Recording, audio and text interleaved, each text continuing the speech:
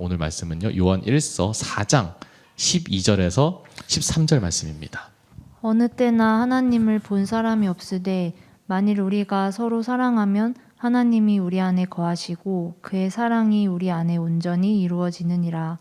그의 성령을 우리에게 주심으로 우리가 그 안에 거하고 그가 우리 안에 거하시는 줄을 아느니라. 아멘. 네. 사실은 우리가 시간 하면은 우리가 또 가져야 되는 또 마음이 또 하나가 있어요. 그게 바로 조급함입니다. 네. 조급함. 그렇죠.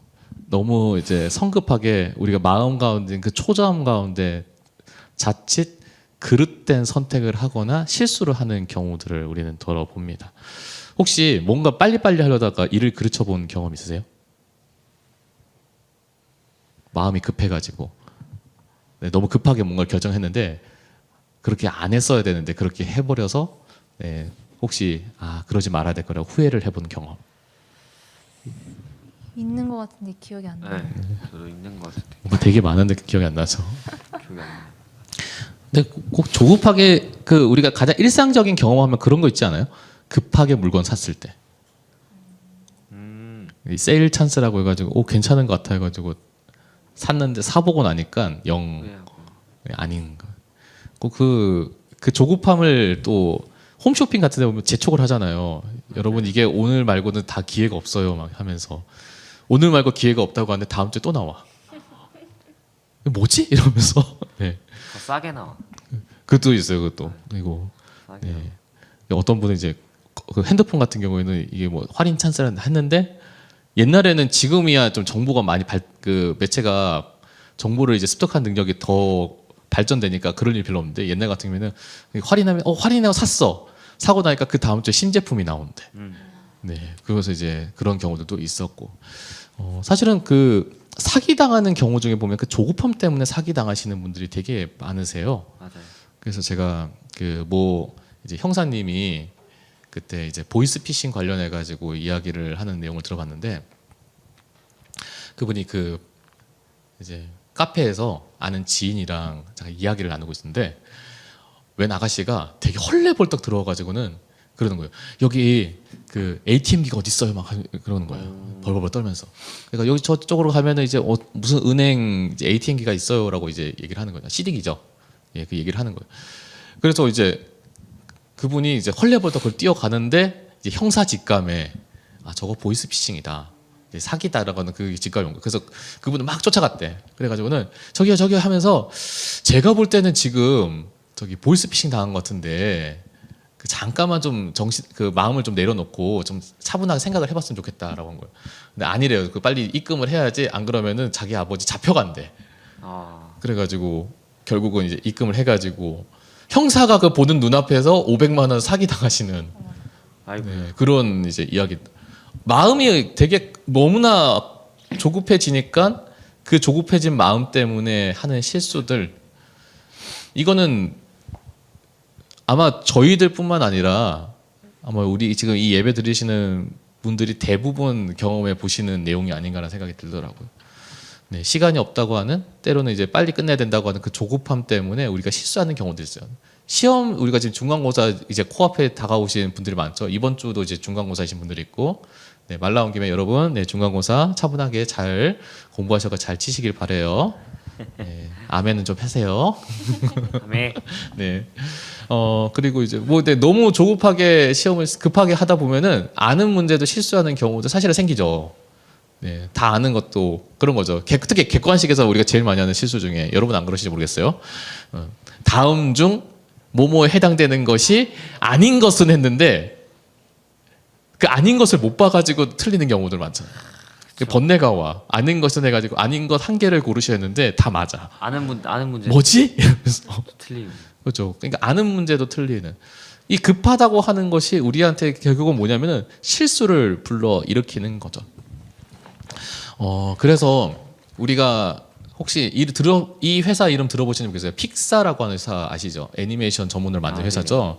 뭐 대표적으로 저거 토이스토리나 뭐 인크레더블이나 이제 그 만든 회사인데 거기 이제 회장님으로 있는 에드 캔머리라고 하는 회장님이 계세요. 그분이 직원들한테 절대 해서는 안 되는 자세 중에 강조하는 것 중에 하나가 뭐냐면 조급함이에요. 왜냐면 또 이제 애니메이션을 만들고 이제 예술을 다루는 회사다 보니까 이제 기획자가 이제 아티스트들이 너무 조급해지면은 창의력을 상실한다는 거예요. 절대 조급하지 않고 느긋하게 이제 강조하는. 그래서 보면은 거기 그 회사에서 나온 차기작들은 항상 느긋해. 네, 전작이랑 하면 한 몇 년 차이. 그러니까 근데 그렇게 시간과 공을 차분히 들여가니까 명작이 나오는 거죠. 이 조급함이라고 하는 게 우리가 어쩌면은 그 내려놓을 필요가 있는, 우리는 여유를 가지고 찬찬히 한 걸음 한 걸음 여유롭게 걸어야 될 필요가 있다라는 거죠. 문제는 뭐냐지 아세요? 이 시대가 우리의 삶을 그렇게 여유롭게 놔두지를 못한다는 것.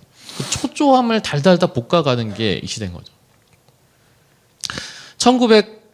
21세기에 들어가지고 새롭게 태어난 식사 문화가 있었습니다. 뭐냐면요, 바로 패스트푸드라고 하는 문화죠. 옛날에 어떻습니까? 식사를 하려면은 음식을 주문을 해요. 그러면은 주방에서 요리를 천천히 정성을 다해 해가지고 여기 있으면 짠하고 나오는데, 근데 이 현대 사회로 들어오면서 너무 급한 거예요. 너무 바쁜 거예요. 어떻게 돼요?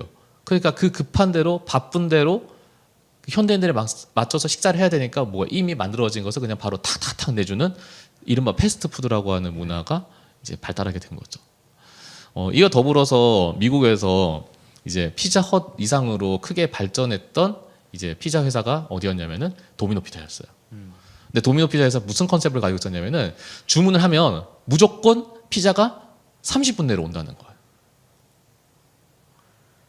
근데 그렇게 하는 이유 중에 하나가 그 도미노 피자 그때 CEO가 뭐라고 했냐면은 우리는 지금 이 급하게 살고 있는 현대인들의 삶에 발맞춰서 우리는 이렇게 하고 있는 것이다라고 이제 얘기를 했다고 해요.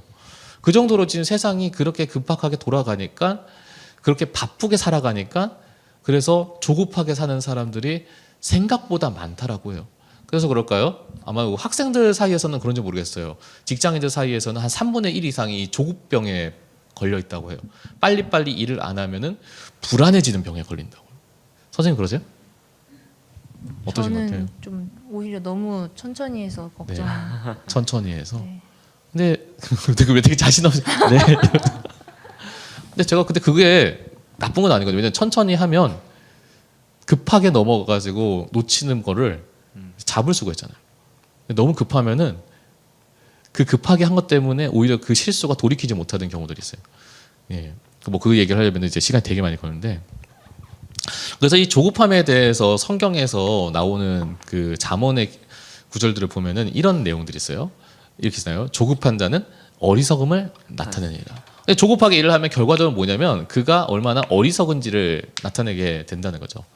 그리고 또 이런 게 있어요. 지식이 없는 소는 선하지 못하고 발이 급한 사람은, 조급한 사람이죠, 잘못 가느니라. 너무 급하게 일을 행동을 하다 보면은 뭐가 되냐면 오히려 잘못된 길을 간다, 잘못된 선택을 하게 된다라고 하는 것입니다. 근데 우리가 조급한 이유가 뭘까요? 네. 근데 제가 볼 때는 현석 선생님도 그렇게 급한 편이 아니야. 맞아요. 전 꼼꼼해갖고. 아 진짜요. 꼼꼼. 네. 네. 굳이 안 넣어도 되는 꼼꼼이라고 하는 말을. 저는 막 네. 뭐 할 때 이렇게 막 급하게 하잖아요. 시간에 쫓기지만. 급하게는 안 했는데 빨리는 좀 해줬으면 좋겠어. 네. 맞아요. 네. 제가 지금 3월부터 부탁한 게 있는데 아직도 못 하고 있어요. 네. 3월부터 벌써 지금 2달이 다 돼가거든요. 할 게 네. 너무 많아서 그러니까. 바쁩니다. 제가 이렇게. 네. 근데 그 느긋함이랑은 정말 필요한 것 같아요. 근데 우리 주변에 저 같은 경우는 제가 조금 급한 성격이거든요. 근데 그 뭐 그렇다고 해서 무조건 뭐 급해가지고 빨리빨리 뭐 일을 처리하고 그런 건 아닌데, 근데 주변에서 이제 조급해하는 사람들 보면은, 급한 마음을 가지고 있는 사람들 보면은 맨날 바쁘대, 시간이 없대. 왜 시간이 없는지 모르겠어. 근데 그 시간이 그렇게 조급하다고 느끼는 사람들의 그 대부분의 이유가 뭐가 있냐면은, 첫 번째가 내일 일에 대해서 모르기 때문이죠. 내일 일에 대한 불안감이 있는 거죠. 이게 그러니까 내일 뭐 해야 되지 그 걱정보다는 내일 일을 내가 알지 못하기 때문에 내가 오늘 이거를 빨리 해결하지 못하면은 내가 혹시 불이익을 당하지 않을까, 어려움을 당하지 않을까에 대한 그런 불안을 가지고 있대요. 그러니까 이 불안을 빨리 해소하고 싶은 거예요. 그러니까 빨리빨리 급하게 일을 해결하려고 하는 그러한 성향을 가지게 된다는 거죠. 근데 문제는 그러한 마음을 가지고 있으면은 결과적으로는 우리가 정말 하나님께 깊이 나아가는 그 영성을 방해하더라라고 하는 겁니다. 앞에도 얘기했지만요, 우리가 조급한 이유가 뭐냐면 빨리 해결해서 내 마음에 있는 불안을 해소하고 싶은 거예요. 근데 우리가 왜 불안합니까? 사람의 마음 가운데 불안한 이유는요, 단 한 가지입니다. 바로 하나님의 곁을 떠났기 때문이에요. 하나님을 신뢰하지 않기 때문인 거죠. 하나님을 신뢰하지 않으니까 어떠한 문제든 상황이든 뭘 어떻게 해결해야 됩니까? 내가 가지고 있는 힘으로, 내가 가지고 있는 지식으로, 지혜로 해결해야 되는 거죠. 그러니까 내 힘으로 모든 것을 해결을 해야 되는데 때로는 우리가 사람이라는 게 어때요? 완벽하지가 않은 거죠. 사람이라는 게 뭐 무조건 다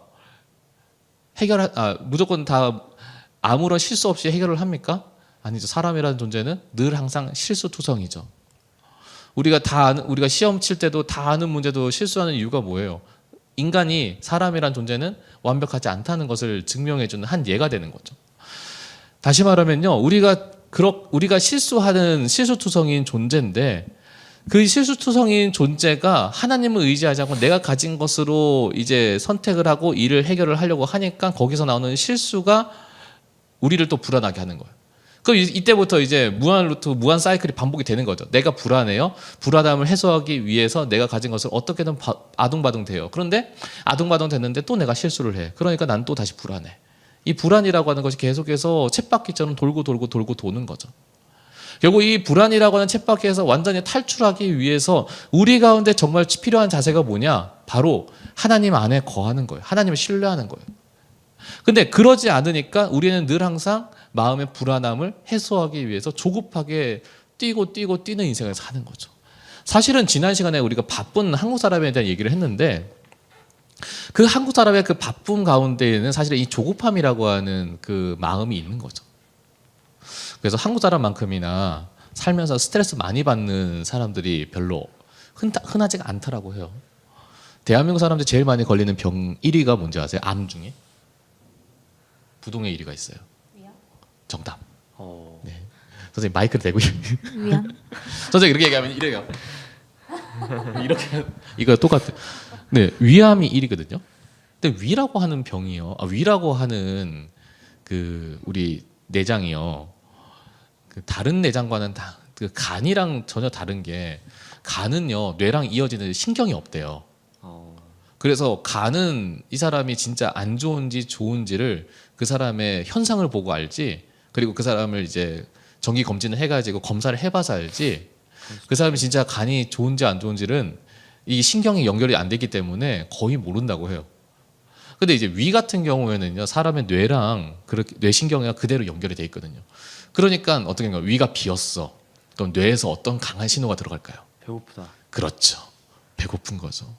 네. 배고파. 밥을 많이 먹었어. 그러면 뇌에서 어떤 신호가 들어갑니까? 배부른 거죠. 배부르다는 건 뭐니까? 그리고 너 이제 밥을 뇌한테 뭘 해요? 더 이상 넣으면 안 돼라고 하는 거죠. 근데 더 아이러니한 게 뭔지 아세요? 근데 배가 부른데 아마 여성분들 공감하시는 거 있어요. 내가 분명히 식사 때 그 많이 먹어서 배불러요. 근데 디저트는 또 들어가. 디저트 배가 따로 있다고. 그쵸. 근데 그게 그냥 디저트 배가 따로 있어서 뭐 남자들은 한 통이고 여자들은 위가 뭐 파티션이 나눠 있어가지고 이거는 밥배, 이거는 간식배 이렇게 나오는 게 아니라 사람의 뇌가요 배가 불러도요 뭔가를 먹고 싶은 대상이 나오잖아요. 먹고 싶어요. 그러면 그 뇌에서 위에다가 신호를 준대요. 어떤 신호를 주냐면은 내가 저거 먹고 싶으니까 위야 너는 빨리 공간을 만들어라고 하는 신호를 준대. 그 위가 이렇게 해가지고 공간을 만들어. 그래서 먹는 거죠. 그렇게 뇌랑 위랑 신경이 그렇게 이어져 있거든요. 그러니까 우리가 스트레스를 많이 받으면은 당연히 그 악영향이 가장 많이 미치는 부위 중에 하나가 위죠. 그래서 한국 사람들이 그 바쁘다고 하는 그 스트레스 속에서 위를 가장 많이 상하는 사람들이 많대요. 아마 우리들 중에서 아마 여기 계시는 우리 선생님들이나 우리 학생들 중에서도 밥 먹었을 때 그러니까 평상시에 속이 별로 안 좋거나 소화가 잘 안 되거나 하시는 분들 보면은 이제 스트레스를 많이 받으시는 분들이 많을 가능성이 높다라고 하는 거죠. 결국은요, 우리가 하나님을 떠나서 우리가 초조한 삶을 살면 내 몸도 상해요. 내 영혼도 상해요. 그래서 우리가 하나님 안에 거하는 불안하지 않은 삶을 살아야 되는 거죠. 성경에도 보면요, 조급해가지고 실수하는 사람들이 여럿 나와요. 아마 그 중에서 가장 대표적인 사람을 꼽으라고 하면은 아브라함이 그 대표적인 예 중에 하나죠. 하나님께서 아브라함에게 분명한 약속을 하세요. 너에게 아들이 있을 것이다. 그리고 너의 아들을 통하여 가지고 내가 위대한 민족을 세울 것이다. 라고 약속을 하셨어요. 근데 그때 아브라함의 나이가 75세였어요. 시간이 지납니다. 75세도 노년이었는데 시간이 더 지난 거예요. 이제 100세를 바라보고 있어요. 그런데도 자신한테는 자식이 없어요. 그 불안함과 초조함 가운데 하나님께서 약속은 하셨지만 나한테 더 이상 자녀가 없을 것이라고 하는 그 초조함 속에서 결국은 그의 본처였던 사라를 통해서 아내 그 자식을 본 것이 아니라 그 사라의 여종이었던 하가를 통해 가지고 자녀를 보죠. 그 자녀가 이스마엘이죠. 근데 그 이스마엘을 그 초조함 속에서 그가 이스마엘을 낳는 그 실수를 범함으로 이스라엘과 여전히 그 이스라엘 백성과 이스마엘의 자손들과 사이에서는 여전히 그 분쟁이 끊이지 않는 그 일을 보게 되는 것이죠. 사울이라고 하는 이스라엘 최초의 왕이 있었습니다. 그 사람이 처음에는 하나님을 잘 섬겼어요. 하나님이 사울을 처음에 왕으로 세웠을 때는 그래도 마음에 흡족함이 있었어요. 근데 어느 순간부터인가 사울이 승승장구하고 그 마음이 높아지면서 그가 하나님을 이 전쟁에 나가더라도 하나님을 의지하고 하나님이 나와 함께 계심을 간절히 소망해가지고 전쟁에 나갔다기보다는 이 전쟁 내가 잘 해야겠다고 하는 마음이 너무나 강하게 들었던 것 같아요. 근데 한 번은 블레셋과의 전쟁에서 이런 적이 있었습니다. 전쟁을 치러야 돼요. 근데 시간이 아무리 지나도 전쟁 전에 이스라엘 백성들이 꼭 하는 게 있었어요. 바로 하나님께 제사 지내는 거였죠. 그 제사를 누가 진행해야 되냐면 왕이 아니라 제사장이 진행을 했어야 되거든요. 당시에 이제 가장 중요한 영적 권위를 누가 가지고 있었냐면 바로 사무엘이라고 하는 사사가 가지고 있었어요. 그러니까 사무엘이 와서 이 제사를 주관해 줘야 되는데 사무엘이 안 나타나는 거예요. 이 사울의 마음 가운데 뭐가 생겼을까요? 초조함이 생기는 거죠. 이 초조함을 이기지 못해서 조급하게 뭘 합니까? 자기가 제사를 집례를 해버려요. 분명히 하나님께서는 율법을 통해서 제사장이 하는 일과 왕이 해야 되는 일을 분명한 구분을 놓으셨어요. 그러니까 너는 다른 거 아니라 내가 그렇게 명령했기 때문에 이걸 순종하는 것이 너에게서 가장 중요하다라고 하는 것을 분명히 말씀했음에도 불구하고 이 사울이라고 하는 왕은 그의 불안과 초조함 때문에 자기가 해버린 거예요. 결국은 그 사건을 기점으로 해가지고 사울이라고 하는 사람의 존재의 영적인 권위는 점점 떨어지는 것을 성경을 통해서 보게 됩니다. 근데 반대로 하나님께서 이루실 때까지 되게 느긋하게 기다렸던 사람들이 더러 나오죠. 예를 들면 다윗과 같은 사람. 다윗을 하나님께서 소년일 때 왕으로 기름을 부어요. 근데 그가 기름 부음을 받고 나서 그가 정작 이스라엘의 왕에 올랐을 때는 거의 40이 다 되었을 때였어요. 소년일 때 받았지만 거의 중년이 다 되어서야 이제 왕이 된 거죠. 근데 그 시간까지 다윗은요, 한 번도 자기가 왕이 되겠다고 앞서가지고 뭘 한 적이 없어요.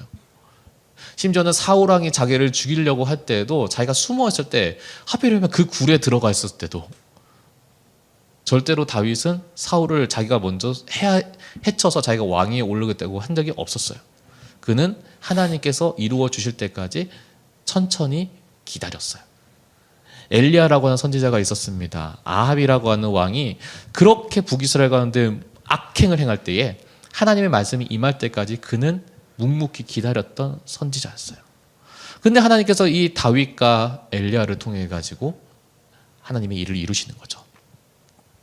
또 한 사람의 이야기를 우리는 기억합니다. 바로 노아라고 하는 사람이죠.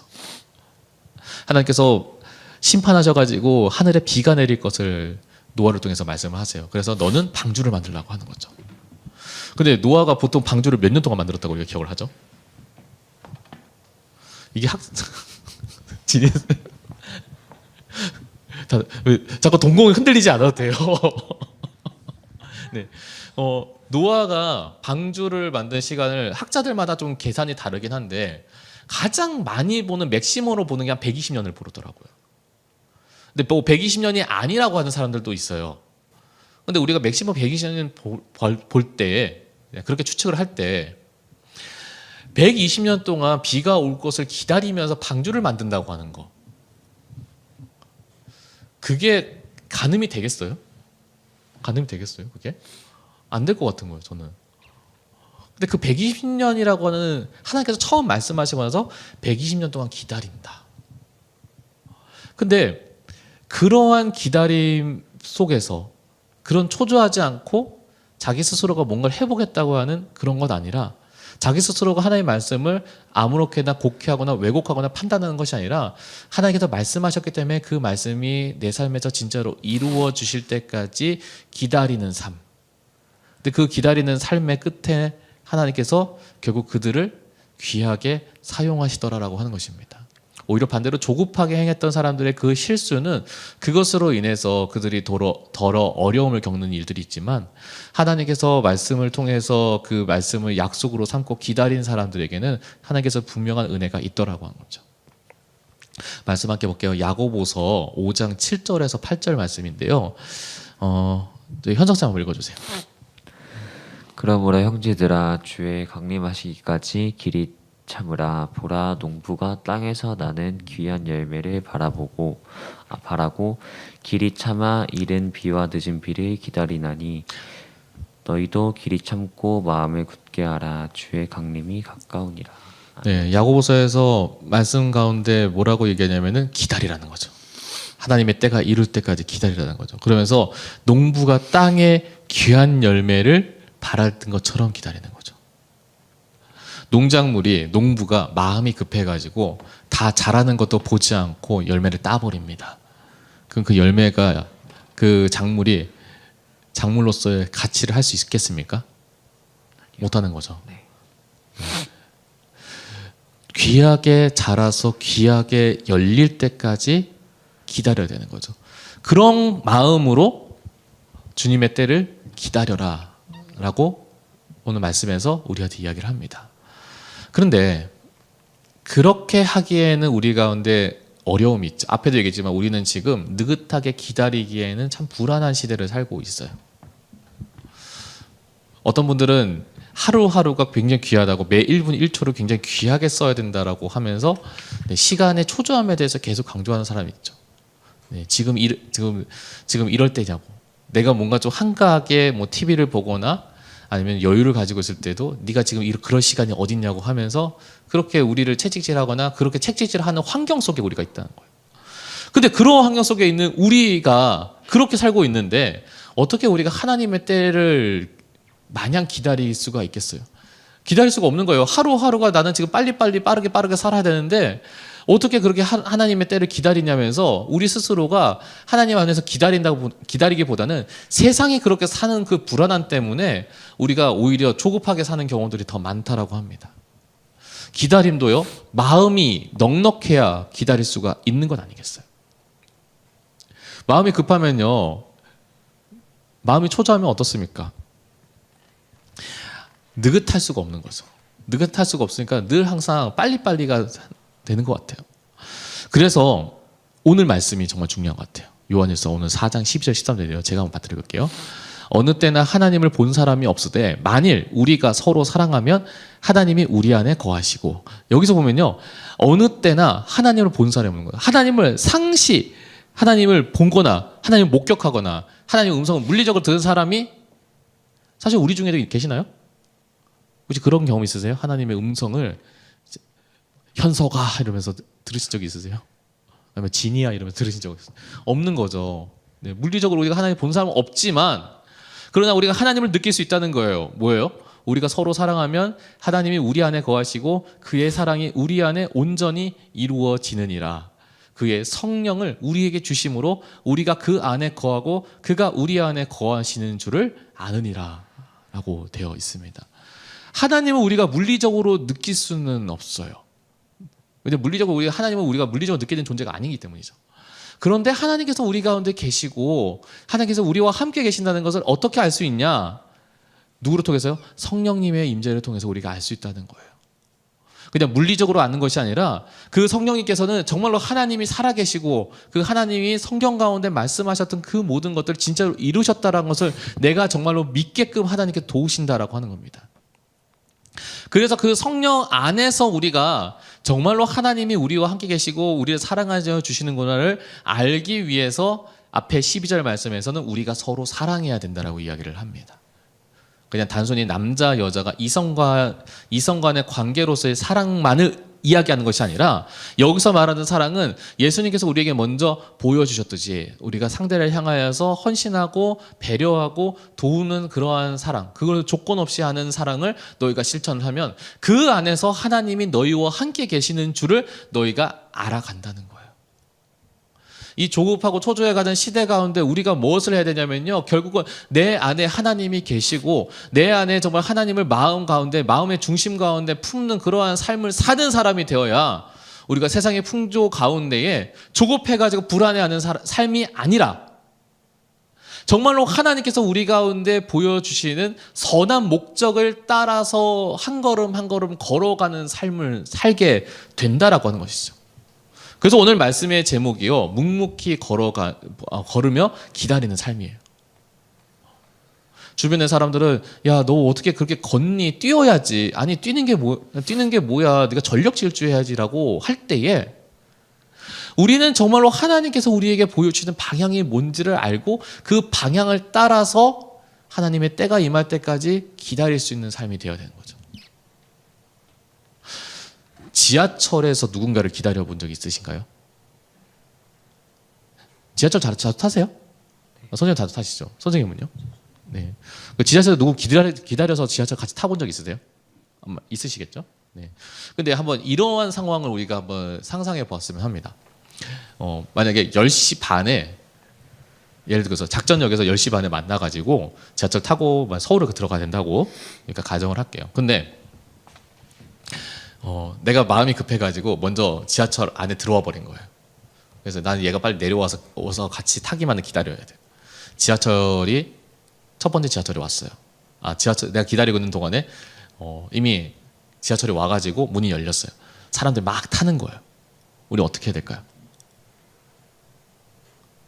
기다려야 돼요. 그쵸? 기다려야 돼요. 사람들이 막 탄다고 해서 내가 덩달아 타면 안 돼요. 왜? 나는 지금 뭐 해야 돼요? 기다려야 되는 거예요. 근데 그렇게 첫 번째 지하철이 가고 두 번째 지하철이 가고 세 번째 지하철이 가요. 아까 10시 반에 만나기로 했잖아요. 10시 반이 됐는데 얘가 안 나타났네요. 그러면 우리가 그 다음 지하철에 왔을 때 그냥 타고 가면 될까요? 안 되는 거죠. 타고 가는 거는 의미가 없는 거예요. 우리가 지금 해야 되는 가장 중요한 행동은 뭡니까? 내가 기다리고 있는 내 동행인과 내 일행을 만날 때까지 기다리는 거예요. 마침내 만나면 그제서야 출발하는 거죠. 우리가 우리의 인생길 가운데도 한번 생각해 봅시다. 나는 지금 하나님 내 안에 계신 채로 우리의 인생길을 가고 있어요? 아니면 하나님 없는 채로 우리의 인생길을 가고 있어요? 여러분 어떠신 것 같습니까? 많은 사람들이요, 왜 예수님을 믿으면서도 불안할까요? 왜 예수님을 믿으면서 걱정 근심할까요? 사실은 이런 문제 때문 아니겠어요? 하나님이 지금 나와 내가 하나님께서 나와 동행하실 때까지 기다려야 되는데, 내 마음과 성령께서 함께 하셔가지고 내가 어디로 가든지 정말 하나님과 동행하고자 하는 그 마음의 확신을 가지고 걸어가야 되는데 그것 없이 걷는 사람이 너무 많은 거예요. 왜? 주변의 사람들이 너무나 급하게 가니까 나도 그렇게 가야 되는 거예요. 급하게 뛰니까 나도 급하게 뛰어야 되는 거예요. 그런데 하나님께서 아직 아니야, 넌 좀 기다려야 된다라고 하는 그런 말씀을 하고 계심에도 불구하고 주변의 사람들이 너무나 급하게 뛰니까 나도 뛰고 있는 거예요. 저는 여러분들이 그러한 앞에 얘기했던 그 조급함 가운데 어리석은 방향으로 뛰는 사람이 아니라 하나님께서 진짜로 나에게 음성 들려주시고 그 마음 가운데 정말 내가 너와 함께 있다고 하는 그 확신을 우리가 마음 가운데 붙잡을 때, 그때 여러분들이 여러분의 일을 하셨으면 좋겠어요. 많은 사람들이 조급하게 살아요. 급하게 살려고 해요. 급하게 살아야 내가 성공한다고 생각해요. 빨리빨리 뭔가를 이루어야 내가 더 좋은 사람이, 더 위대한 사람이 될 수 있다고 해요. 근데 여러분, 속도보다 중요한 건 방향이에요. 제가 지난번에 얘기했지만, 네. 여러분들이 아무리 내가 시속 100km, 내가 시속 200km를 달려도요. 근데 내가 그 달리는 방향이 잘못되면요, 이루는 것이 아무것도 없어요. 느려도요, 방향이 제대로면요, 제대로 된 목적지를 갈 수 있는 거예요. 전 여러분들이 그러한 인생을 살기를 소망합니다. 주변의 사람들이 아무리 바쁘게 사는 것 때문에 나도 그 불안 속에서 휩쓸려 사는 것이 아니라 오히려 내 그 불안을 내려놓을 수 있는 유일한 해답이 바로 내 안에 주님이 계시는 것. 주님이 나를 어디로 가야 될지를 그 분명한 지도함 가운데 내가 걸어가는 것. 우리가 그것을 우리가 추구하며 소망하며 살아가는 저와 여러분이 되시기를 간절히 소망합니다. 어떤 분 그런 분이겠죠. 내 안에 아직 성령님 계신지를 잘 모르겠어요. 그럼 내 안에 성령님이 계시기 위해서 여러분들이 하셔야 되는 일이 뭘까요? 우린 너무나 잘 알고 있어요. 근데 이제 그 일을 하셔야 되는 거죠. 그래서 오늘 이 말씀을 통해서 여러분이 그 일을 순종함을 통해서 여러분들이 남들처럼 조급하게 살면서 불안 속에 살아가는 그러한 존재가 아니라 정말로 하나님 내 안에 계심을 통하여서 때론 주변 사람들이 뛴다고 한들 나는 느긋하게 한 걸음 한 걸음 주님께서 보여주시는 그 목적지를 따라서 걸어갈 수 있는 그러한 믿음의 사람 되시는 저와 여러분 되시기를 간절히 소망합니다.